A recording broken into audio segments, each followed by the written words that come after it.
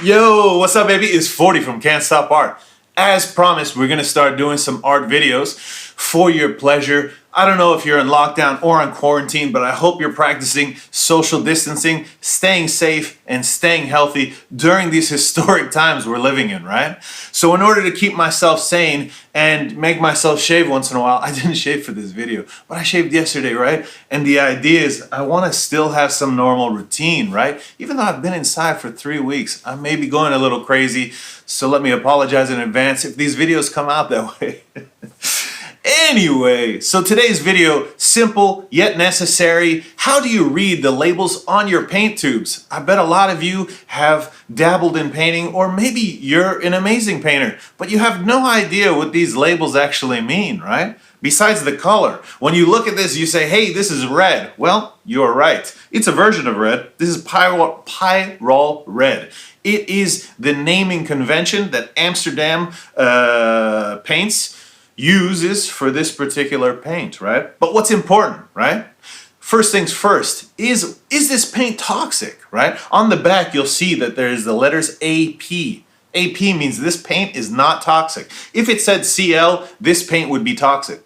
I went through all of the paint that I have, well, more or less, and I didn't find any that said CL. So if you have a toxic paint that you use, please leave a link in the description, in the comments, so that we can check out the picture. I'd really be curious to see what brands make toxic paints that you can buy. So anyway, all of this stuff is non-toxic that I have in front of me. All of these items are acrylic except for this. This is acrylic gouache. Liquitex sent me a sample to try out.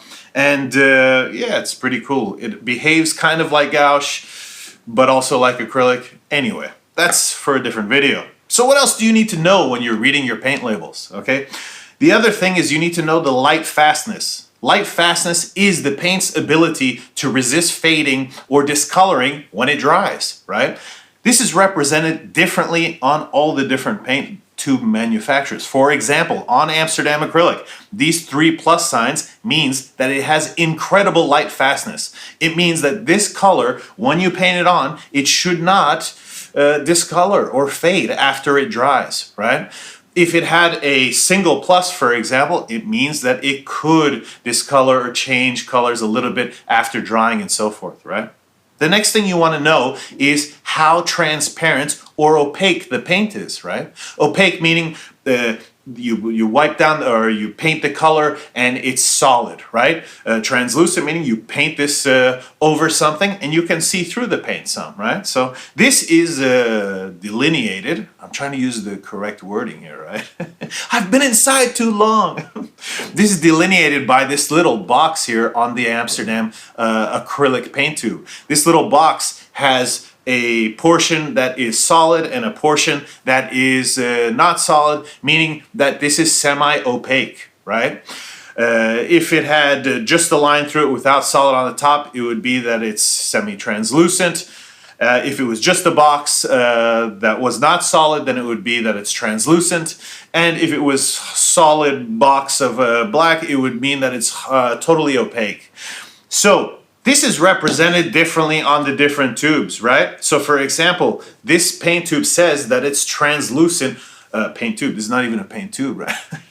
This paint bucket or container or whatever, on the bottom right here, it says translucent.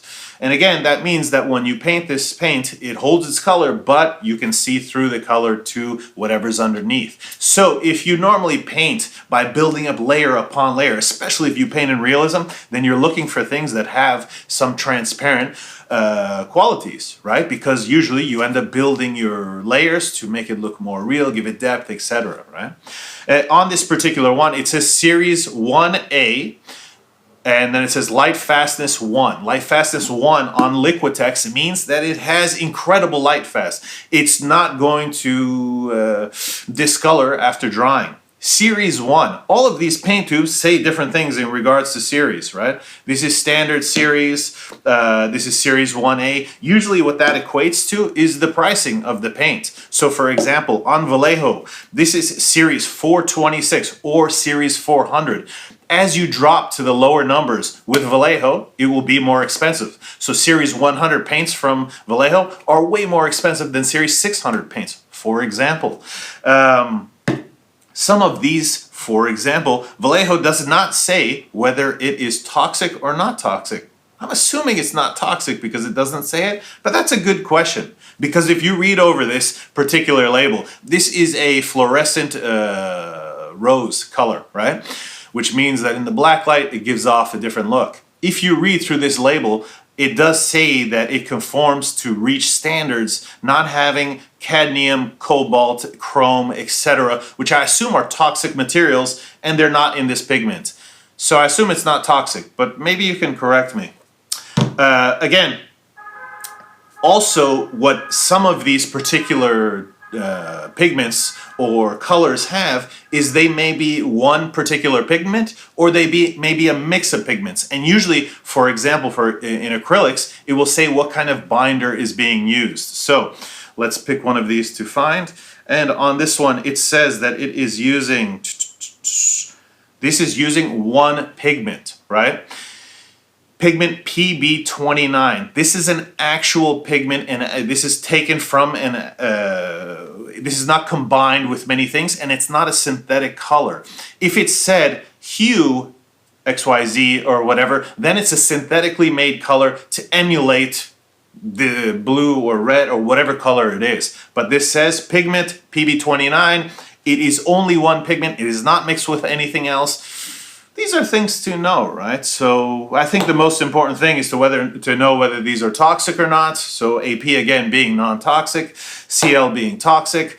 Know what the light fastness is, so you know that when the paint dries, whether it will retain its color at its greatest potential. You should also know whether the paint is opaque or translucent, depending on your painting style, or depending on what you're using that particular color for, would determine what you need. Anyways, I hope you found this video informative and useful. I'm going to do many more art tutorials that will teach you things about painting, different painting styles, maybe even interview some artists once I can leave this house and bring some of my artist friends in on these videos. Guys, stay tuned. Please share the video with your friends. As the channel grows, more subscribers come. I'm able to turn on more features with YouTube. Until next time, I'm out.